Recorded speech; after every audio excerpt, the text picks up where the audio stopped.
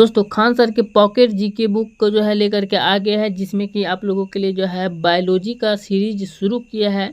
Chapter wise और line by line एक एक क्वेश्चन को कवर कराते जा रहे हैं, जिसमें कि हम लोग जो है पाचन तंत्र, उत्सर्जन तंत्र यहाँ तक कंप्लीट कर चुके हैं शुरू से जो है, जो कि बहुत सारे वीडियो चैनल पर मिल जाएगा। प्लेलिस्ट में जाकर के आप देख सकते हैं। जो है pocket GK by Khan sir लिखा गया है, बायोलॉजी का जो है वहाँ पर जाकर के देख सकते हैं।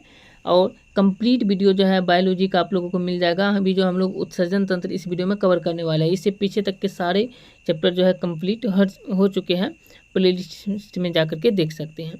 उत्सर्जन तंत्र क्या है ये समझिए। उत्सर्जन तंत्र जो है हानिकारक अपशिष्ट पदार्थ की अधिक मात्रा को शरीर से निष्कासित करने के जैविक प्रक्रम को उत्सर्जन कहते हैं। उत्सर्जन में जो होता है, मनुष्य में उत्सर्जन तंत्र में प्रमुख अंग जो है वृक्क होता है, फेफड़ा, त्वचा, यकृत, आंत इत्यादि ये सब होता है। उत्सर्जन तंत्र जो होता है, हम लोग जो हानिकारक पदार्थ जो बाहर निकालते हैं वो जो है क्रिया जो होता है, यही क्रिया जो है उत्सर्जन तंत्र कहलाता है। उत्सर्जन तंत्र हमारे शरीर में जो है वृक्क हो जाता है, जिसके द्वारा वृक्क के द्वारा हम लोग जो उत्सर्जन की क्रिया करते हैं, जिसे जो है मूत्र जो बाहर निकालते हैं वृक्क के द्वारा, ये उत्सर्जन तंत्र की क्रिया होता है। फेफड़ा के द्वारा हम लोग सांस बाहर छोड़ते हैं, ये भी उत्सर्जन क्रिया हुआ। त्वचा के द्वारा पसीना बाहर निकलता है, ये भी उत्सर्जन क्रिया। यकृत के द्वारा, आंत के द्वारा, ये सब जो है क्रिया जो है ये उत्सर्जन क्रिया ही होता है, ये सब के द्वारा। इस प्रकार से उत्सर्जन समझ गए होंगे।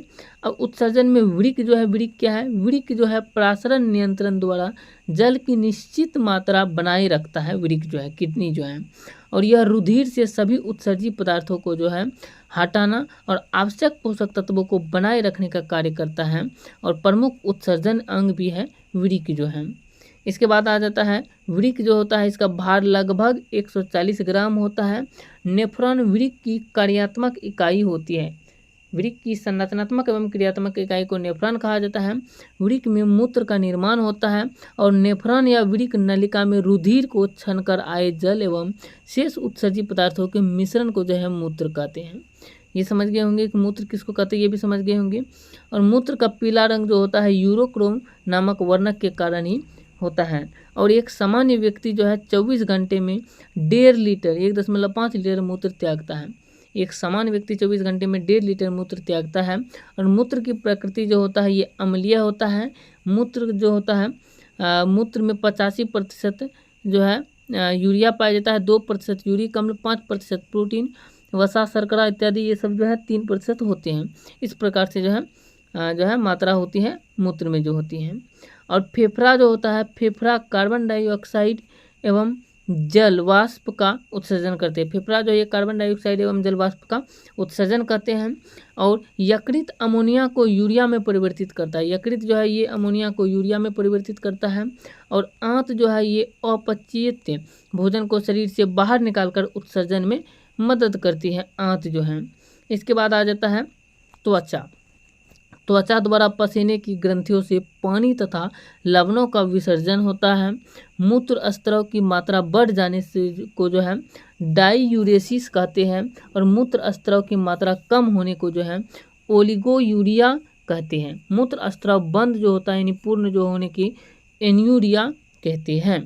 इस प्रकार से समझ गए होंगे।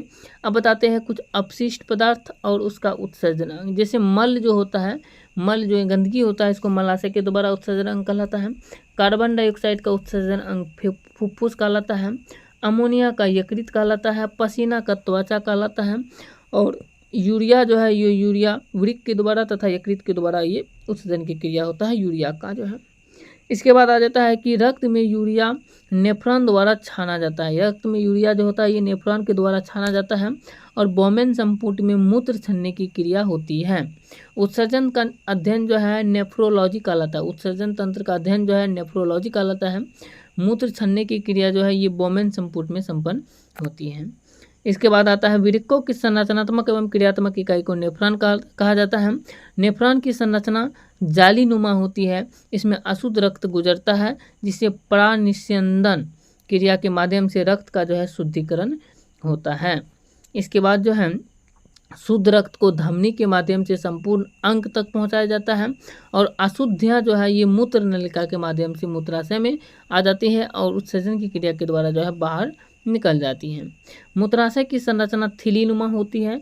मनुष्य एक दिन में जो है 1.5 से 2 लीटर मूत्र का निष्कासन करता है और मनुष्य के मूत्र में जो है 95% जल होता है और मनुष्य के मूत्र में विषैला पदार्थ जो होता है ये 3% होता है विषैला पदार्थ और मनुष्य के मूत्र में गंध अमोनिया की आती है। मनुष्य के मूत्र में जो गंध जो आती है ये अमोनिया के कारण ही गंध आती है। और पक्षी मूत्र के रूप में यूरेलेक्टिक अम्ल का स्त्रावन करती है। पक्षी भी जो है ये मूत्र के रूप में जो बाहर उत्सर्जन क्रिया करता है ये यूरेलेक्टिक अम्ल का स्त्रावन करते हैं।